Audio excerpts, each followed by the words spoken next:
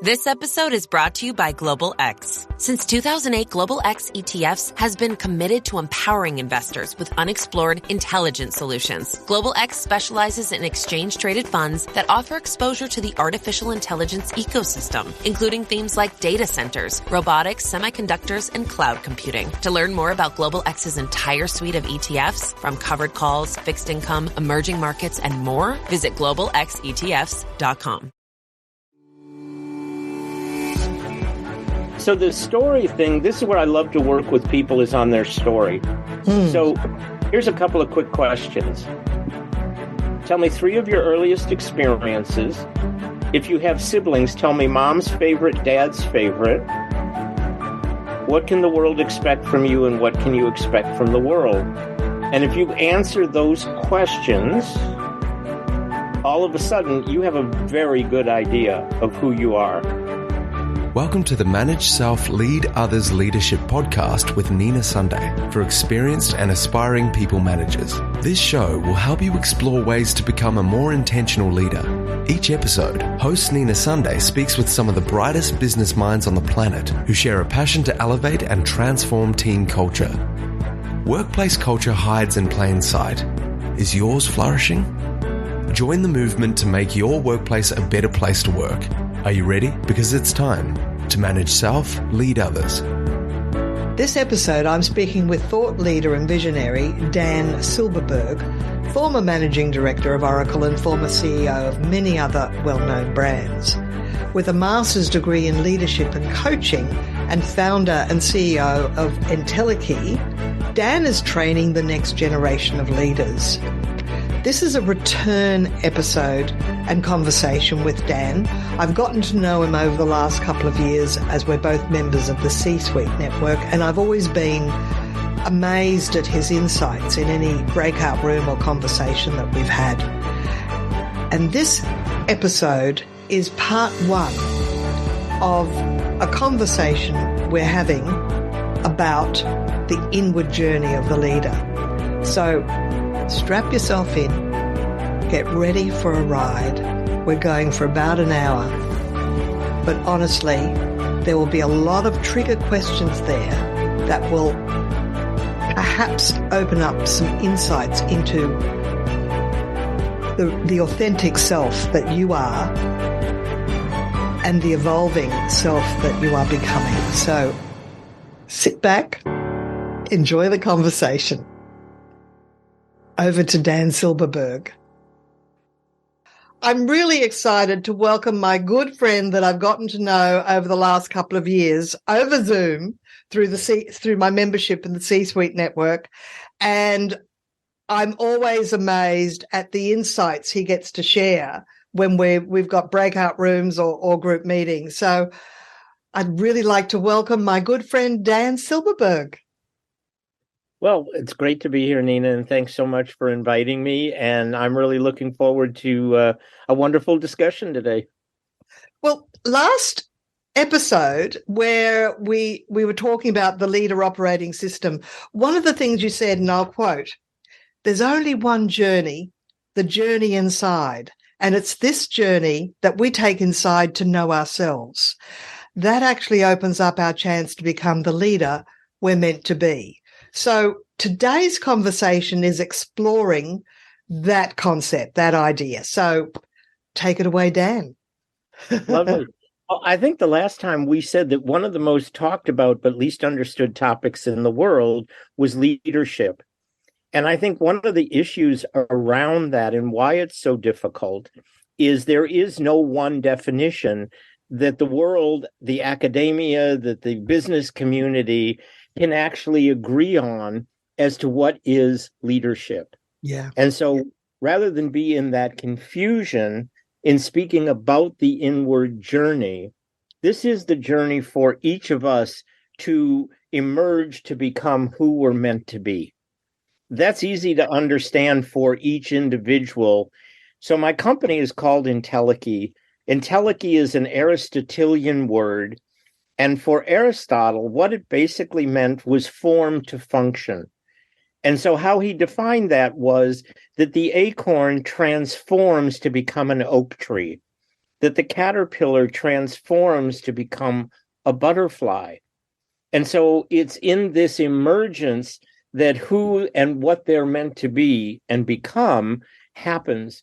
So for humanity and for humans and for us as leaders, it's that which resides in each of us that is waiting to be unleashed to become our full potential. So does that suggest that every leader should be thinking about themselves as an evolving human and not think they already know it all and they can just keep doing what they're doing?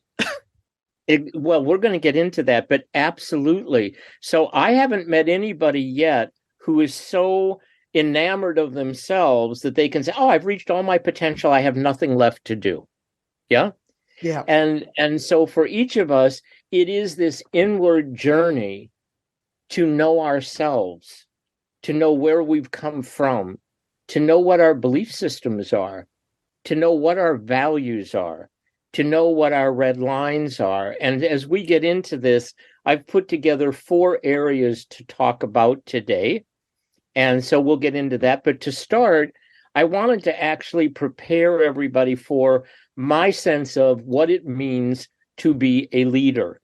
Doesn't mean you have to agree with it, right? But it just means it'll set a frame and a context.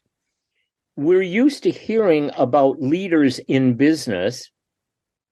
I want to tell you that who you are as a leader is well beyond who you are in business.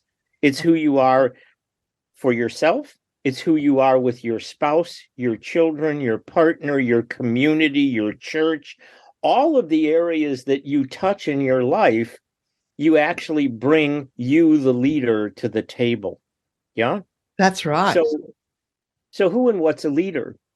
Leaders are people who help others to find a new understanding of the meaning in their lives. Oh, so that's when nice. we look at purpose and meaning, my job as a leader, can I help reflect in you your genius, your gifts, your light? And we create our identities partly by ourselves, but more by how we're reflected in the world. And we'll get more into that. And every leader that has direct reports really should be aware of the impact they're having in the life and the growth of the people that they're responsible for, that are responsible to them. It's a big responsibility. And perhaps leaders, just those that are just focusing on results, aren't thinking about that secondary impact that they're having. Do you think? Well, absolutely. So why are people quiet quitting? Why are people leaving their jobs? Because the leaders are not creating compelling values, mission, purpose, right? Meaningful work. So much work is really meaningless. And we'll kind of get into that. So leaders do so by revealing what they do, why they do it, or how they live in a different light. So what does that mean? Well, if you're a photographer, there's a couple ways of doing light and perspective. For many, as we put the camera on, we see what's directly in front of us. So most people, if they were going to take a picture of you, they would see you. And it would be a narrow lens, and that's what they would focus on: your blonde hair and your red glasses and your striped shirt and your jewelry and you, the person.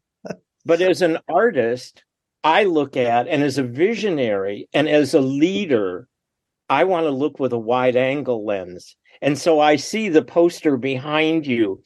I see there's some leaves, it looks like, or plants, and some, wood paneling there. So what happens when I get a wider view, right?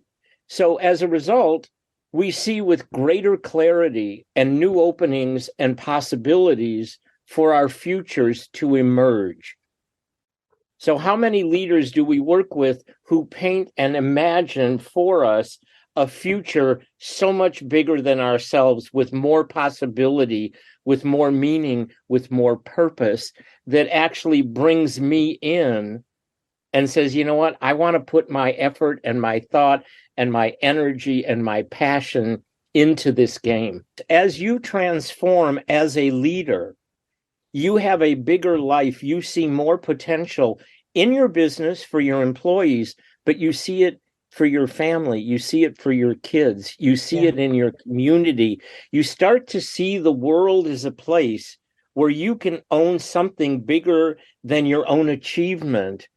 And that is where I think meaning actually starts to get created. Nice. So we begin to see with more insight. We begin to see with more wisdom. So what's the difference between a 20-year-old and a 70-year-old? The 70-year-old has seen more movies, has seen more of life, and they have pattern recognition.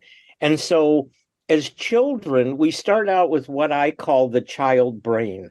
And the child brain is binary. Yes and no, right and wrong, good and bad, and black and white.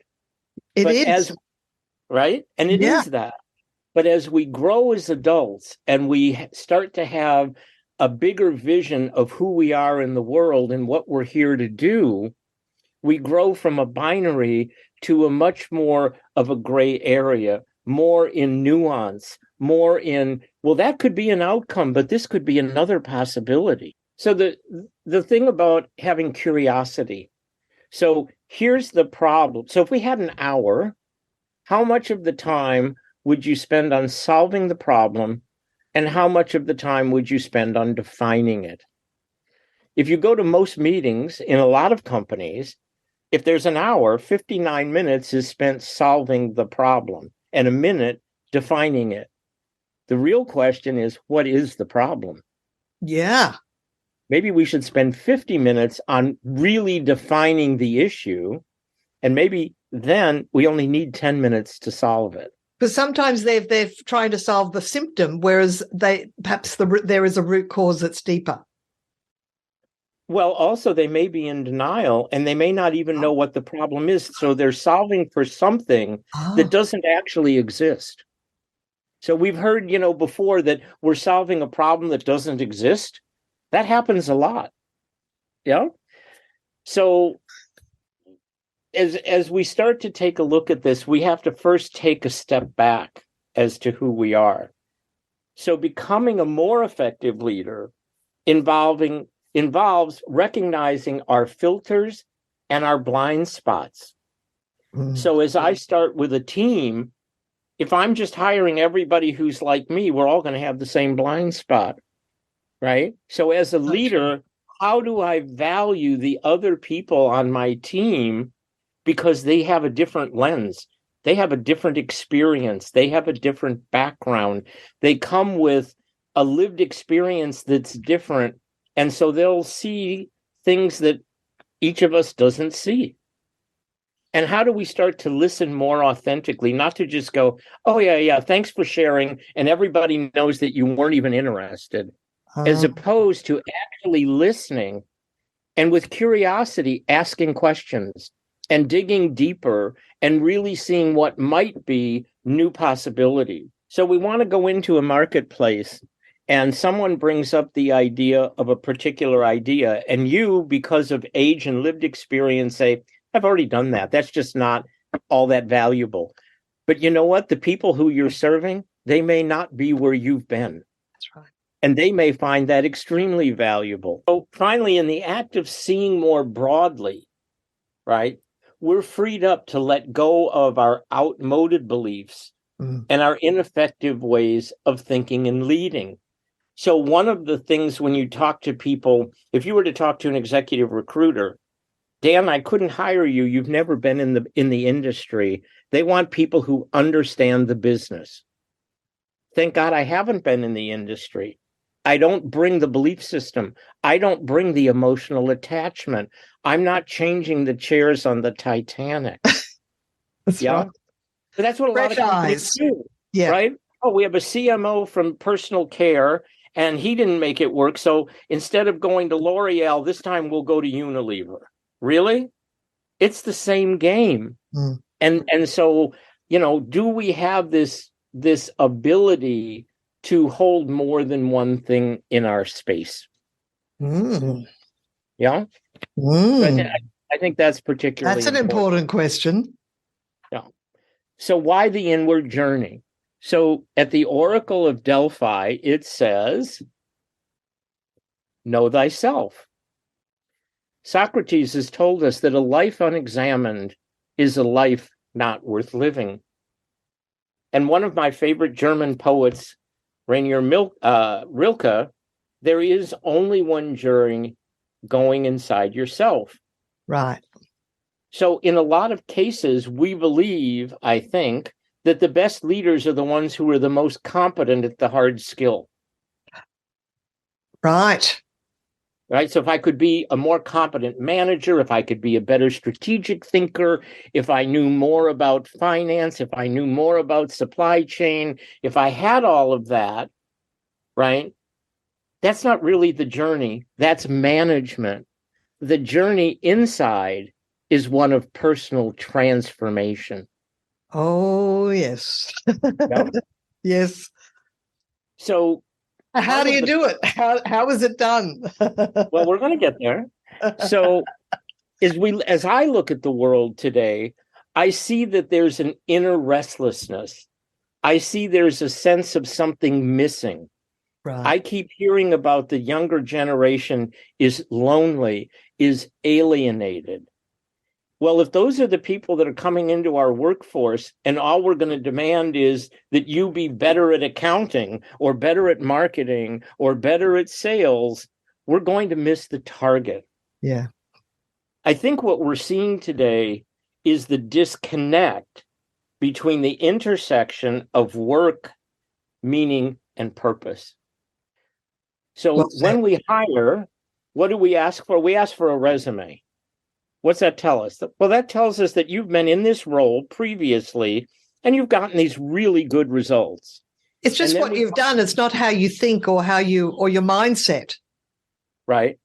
So what we really want to know is, who are we as a company? What do we value? Right. And what are our principles? How do we make our decisions? And now I need to know, what are your values? Because if your values are different than ours, it's not going to be, I don't care how competent you are, it's not going to be a good fit. You're not going to find the work meaningful, purposeful, and be passionate to play with us. So part of this is reevaluating how we look at things. Yeah. So, and people are detaching, which is absolutely mind-boggling to me. Right? Quiet quitting, resignation, compromising, laying people off. So to be an effective leader, we really want to talk about, are you clear about your principles? Where are your red lines? Where are your values? Honesty to me is a value. Being straightforward is a value, right?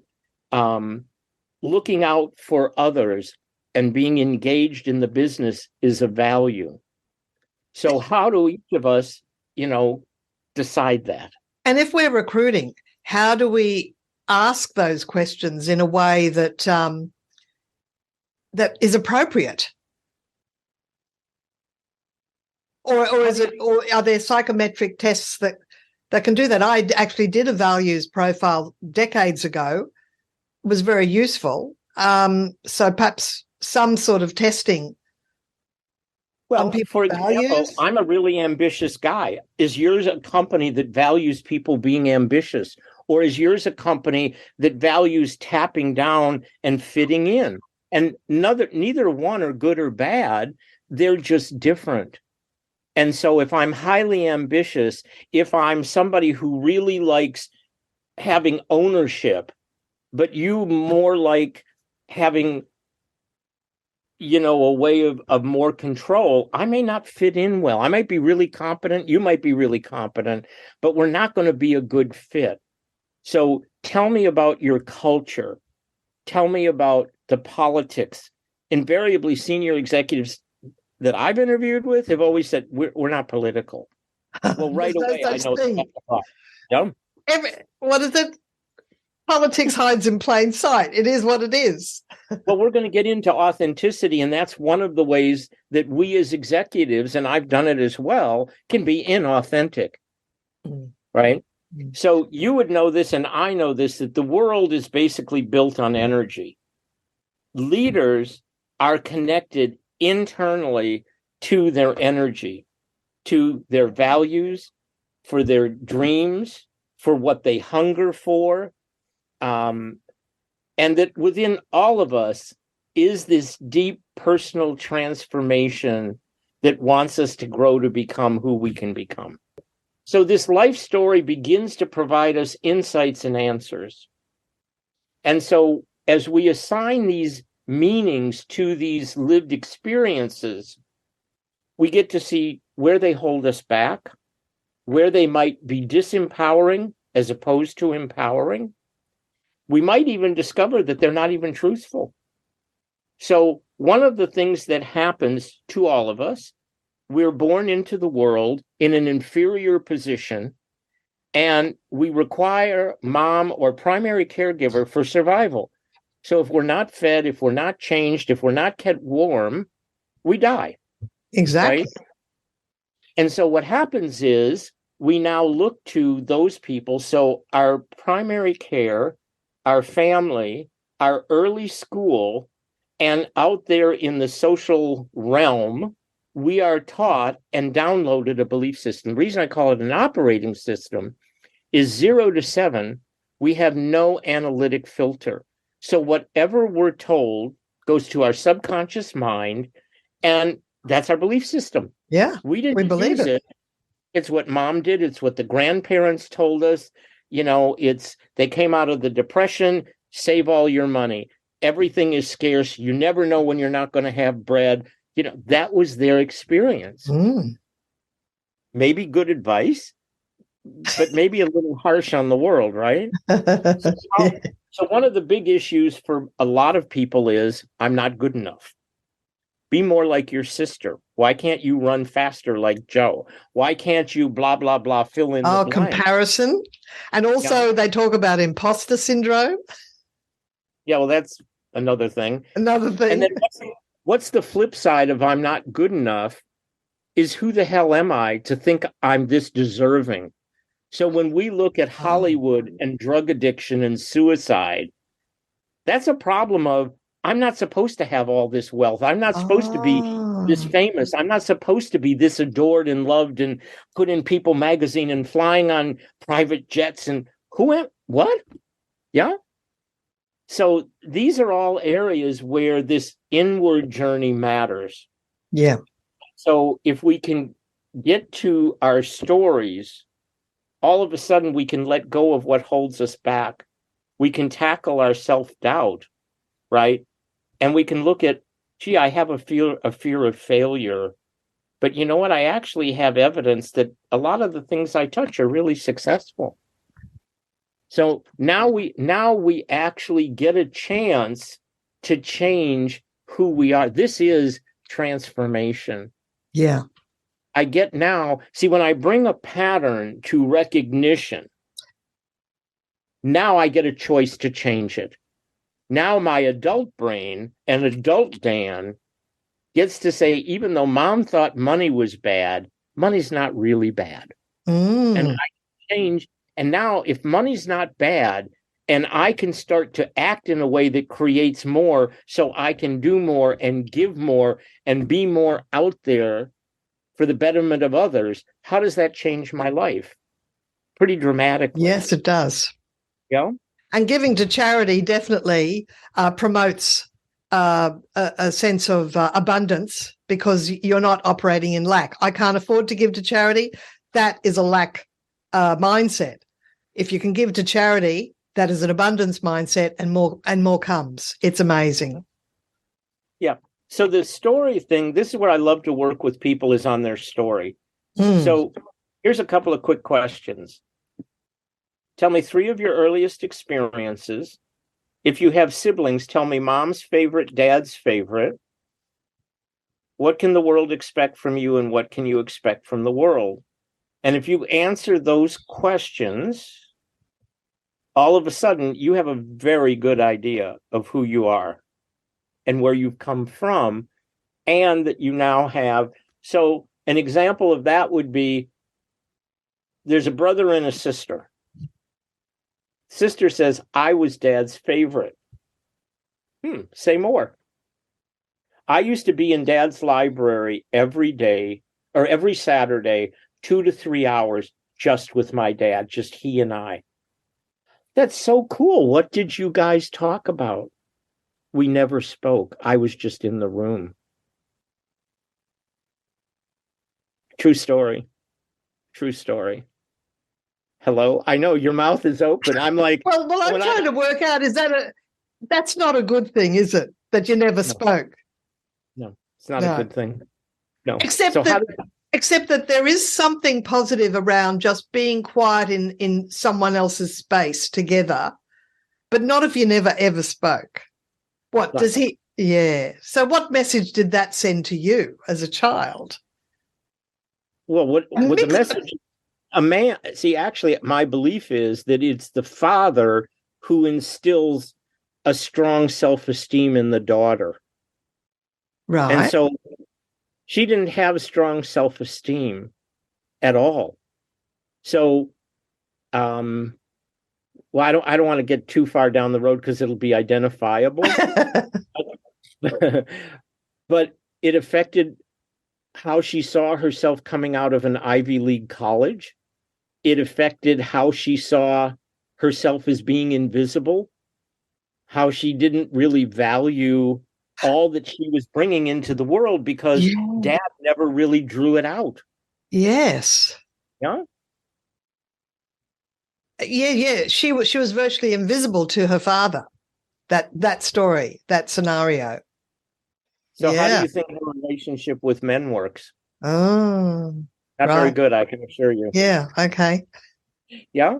So, but all of these, see, the thing is, by knowing this and being conscious and intentional, we can actually change. This is the thing that human beings can do, is that we have choice. And it's never too late. I don't know about that. But... well, it's just that I was working with, I'm not a coach, but a colleague who asked me just this question: what was one of my earliest scars in business?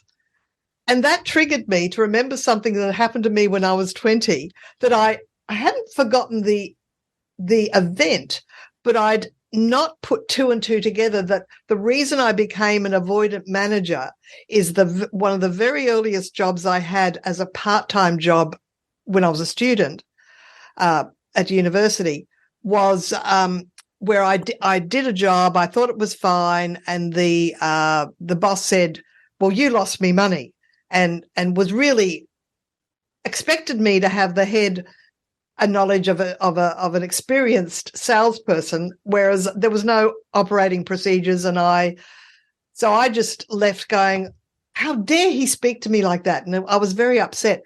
What I realized is that I avoided telling people, giving them feedback who were working for me, in case they left straight away out of anger, because that's what I had done in one of my earliest jobs. And to put those two things together has been quite an interesting awareness. That was only this year.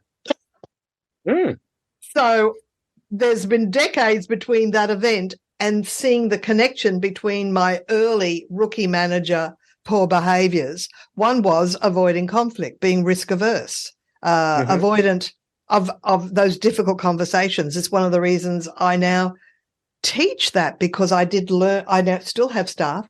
I now learn how to have one-on-ones and how to not make it such, if you avoid talking about things, it grows. So what you want to do is talk about things as they come up while it's still light and fresh and easy to handle. But I only made that connection this year. So you're always learning.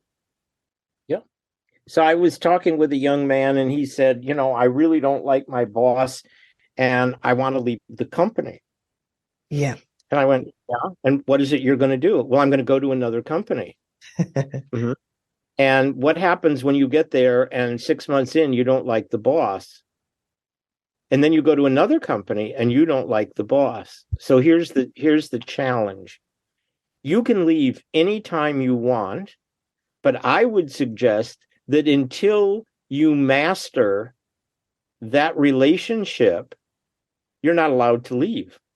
Because if you can master that one, then when you go to the next one, you can master that one. And then you can go to the next one and you can master that one. But if not, all you're going to do is trade one ugly situation for another, and you will have learned nothing. One of the great things about the universe is they want you to learn lessons. And so if you leave without having learned the lesson, the second lesson gets harder than the first, and the third gets harder than the second, and eventually you get a 2x4. All right. So the first thing we're going to do is construct our life story. Yeah. The next thing, the second piece of this puzzle is to know yourself. So when we look at this, it's how do you respond and who are you? So when we look at who am I, my personal identity is a sense of my location with the respect to possibilities of life. If I'm someone who sees enormous possibility, I don't see things that can hold me back. I think that I can choose in my own mind. I've been told whatever I want to do, Dan, you can do. If you just put your mind to it, you work hard, that's one thing. You'll never amount to anything is a whole other thing. Neither of them necessarily are true, but both of them can be highly influential. Yeah. And so your life story serves as that internal mode of who I was as a child, who I am right now, and who I can become in the future. And this is my identity, right? This is how I live in the world. So do I really know myself? And the idea of your personality and acquiring an identity, again, begins in childhood. And so what's your identity? Your identity relative to possibility is what in your family, community, society, and school is socially acceptable. So Heidegger calls this the enculturation of they. Ken Robinson talks about how we bleed the genius and creativity out of our youth. And Nietzsche called it the herd. Right. And so in this idea of the collective where we're all supposed to be the same and get along in these social constructs, this is where the conflict of who I am and who I can become resides. To what extent am I willing to risk rejection, not be accepted, maybe not loved, right? Because I want to become who I can become. Plenty of us go, I don't fit in. I'm trying really hard. I just don't fit in. And that is the most beautiful thing to me, that you don't fit in. Because there's this deeper yearning inside of us where we know, without too woo-woo, spiritually and soul-wise, it's not in alignment with who we are. I didn't discover my people until I was 22. And then I knew when I did. And it was fantastic. Until then, I was pretending to fit in. I think for all of us, we have those moments of, I don't fit in here. This is not my group. I'm not, they're making fun of me. I'm being bullied, blah, blah, blah, blah. And so who we are fundamentally, when it's know yourself, the question that I would ask you is, to what are you committed? Okay. Not what are your goals? Because my goal is to lose 20 pounds. I'm going to the gym in January, and by February, I never see the gym again. So goals are interesting, but that's not who you are. Who you are is, what am I committed to? What am I a stand for? Where am I willing to stand up, regardless of what I think might be the downsides? These are red lines that are not going to be crossed. Mm-hmm. Right? So do I know that about myself? Well, what are some examples of good things to be committed to? To answer that question, what would you expect the evolving person to answer? I am committed to my own growth and development. Right. Right? I am committed to realizing my full potential. Nice. I am committed to being a Renaissance man who is highly curious and can speak to many subjects at a depth most people can't. I'm committed to that, right? I'm not committed to small talk. I'm not committed to being in big groups. I'm not committed to consensus, right? So I'm committed to being a creative human being. Yeah.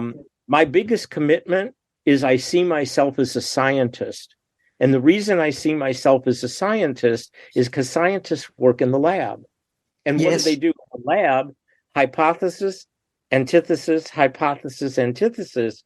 But they don't work in binary success and failure. They work in experiment to learn more.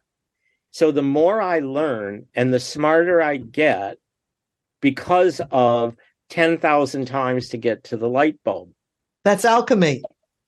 Right? I'm committed to living a life of exploration and adventure.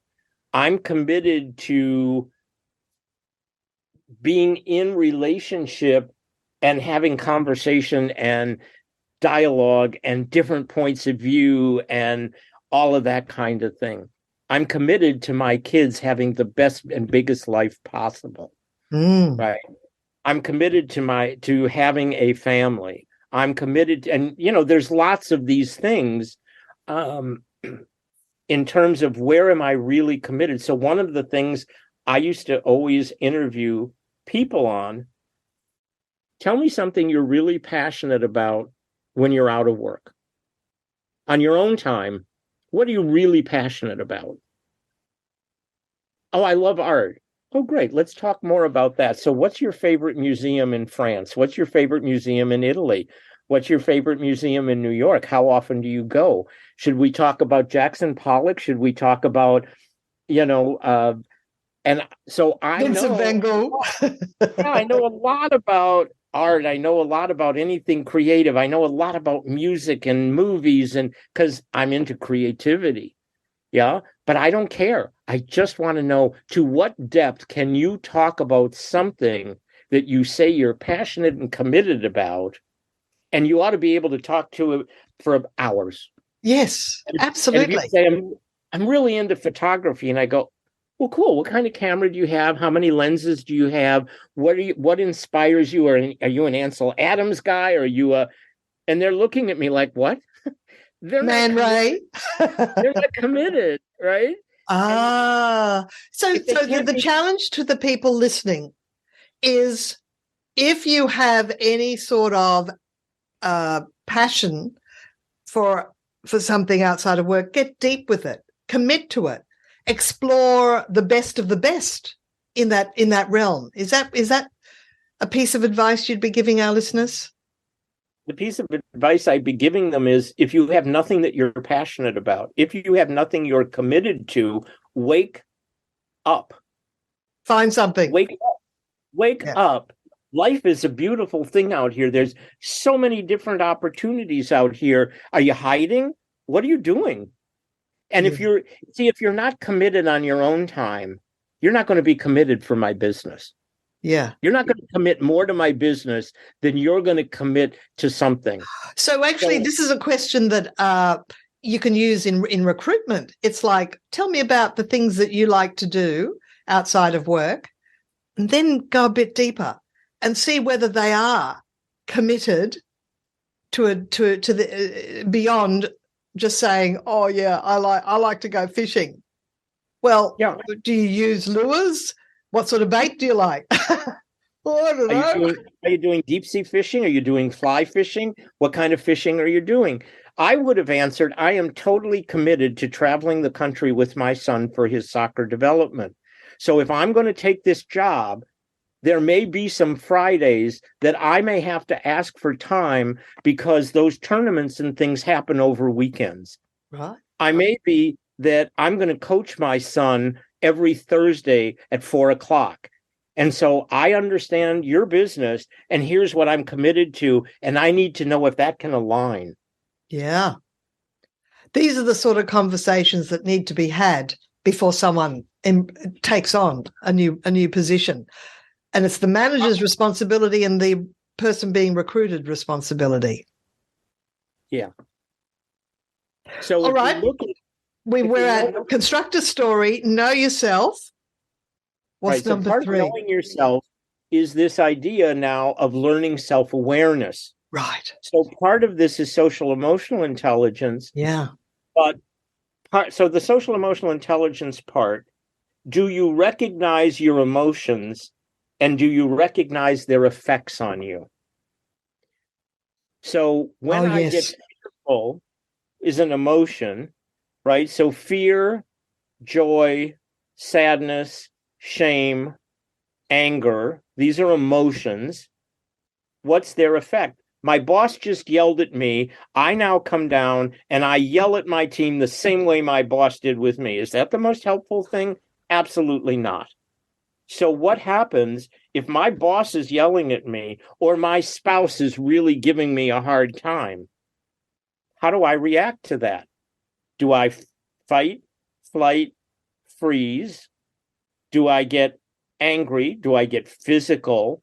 Do I walk away? Do I disengage? Who am I? Yeah, important. When I'm working with teams, one of the examples that have come up is that they have to work with a colleague that might walk in and say, "Don't talk to me, I'm in a bad mood." And it's like, hang on, you should have left your bad mood at the door. You're in a new environment now. Well, you might want to say, you know what, that's really interesting. Unfortunately, we're going to have a meeting right now, but you know what, Nina? I would love to hear more about that. And so could you stay 10 minutes after and let's talk about what triggered you and how you might be able to better deal with that so that you can come in being refreshed and actually conscious and available to our meeting. I might say to you, can you get yourself together? If not, perhaps it'd be best if you actually don't come to the meeting. Oh, I don't have to make you a bad person, no. Right? But I can be compassionate. I want to help. There's a lot of things that as a leader, you would go, you know what, he's really interested in me, as opposed to, hey, I don't have time for that crap. Take your seat. Let's go. We got a meeting going. Yeah. Right. So, and then we do a self-assessment is the second thing around self-awareness. Yeah. What are our fears? What are our vulnerabilities? What are our insecurities? Imposter syndrome is an insecurity. The fear is they'll find out that I'm not really capable. Yeah. And then lastly is to look at, where am I self-confident? Where do I see my self-worth? Where do I see my ability? Where do I see that thing that's unique about Dan that I don't think most people have? Now, as I start to get this idea, I begin to gain new insight for myself. But actually, you know what? I have to reach out and be willing to get feedback. Feedback from my team, feedback from my peer group, feedback from reporting up. Why? Because our identity cannot be solely who we think we are. It has to be in reflection from others. Because they see the blind spot. The very fact that there's a blind spot means there are things about yourself you cannot see. Yes, and no matter what the feedback is, find the kernel of truth. Yeah. But you don't have to believe everything, because in a lot of cases, other people will project their bullshit, onto you. And True. do I know the difference between the kernel of truth and projection? And can I have a sense of humor? See, at the end of the day, we're all sitting, and we're going to get to this a little bit later, but we're going to talk about appearances, and we're going to talk about the false self. And we're going to talk about the projection that we have out into the world, and everybody knows we're faking it. And again, it's counterintuitive. They're all waiting for us just to figure it out. They already know. We think what we're hiding, no one knows. Everybody knows. They're just waiting for us. Now, Dan, we've been going for 60 minutes. I know. I'm only 2 ways through. I have 2 more to go. Yeah, that's good. I think we're going to have to do a part 3. Well, that's all right. Am I going to get anybody to say, I want to hire you and work with you? Well, here's the thing. Before we close off, and this is all, I doubt we're going to edit this out. This is really good stuff, Dan. People are saying, how do I get to work with Dan? What do you do? Do you do one-on-one coaching with people or small group coaching? I will, but I've put together 14 programs that are 8 weeks each. And this is what I'm doing here is giving you the first 8-week program. It's okay that we publish this? Well, sure, because if you know what, this is where scarcity, I can give you all of this. And you know what? You can't do it on your own. It doesn't matter. What matters is now you're in a group and you start to share your story, and I'm working with you in the group, and now people are doing their own. See, this is the thing of where, and so I can give this all away. I can publish it. And you know what? 99% of people won't know what to do with it. The way my program works is I give you reading to do before the program. Oh, nice. So you come having read these concepts that I'm talking about. Thank you so much for your insights. And people will be able to find you at Dan@Intelligent.ai, or you can give them my LinkedIn link. Yes. It'll be in the show notes. Thank you so much, Dan. Well, I hope, like me, you could listen to Dan Silberberg speak all day. It is an honor and a privilege to be able to have this conversation and just let him flow in conversation and his ideas. Nina Sunday is on a mission to help leaders transform culture. To book Nina Sunday CSP to speak at your conference, visit ninasunday.com to request a proposal. Nina travels from Brisbane, Australia for in-person presentations Australia-wide. Twice certified virtual presenter, Nina Sunday presents virtually, globally, for any time zone. This podcast is a part of the C-Suite Radio Network. For more top business podcasts, visit c-suiteradio.com.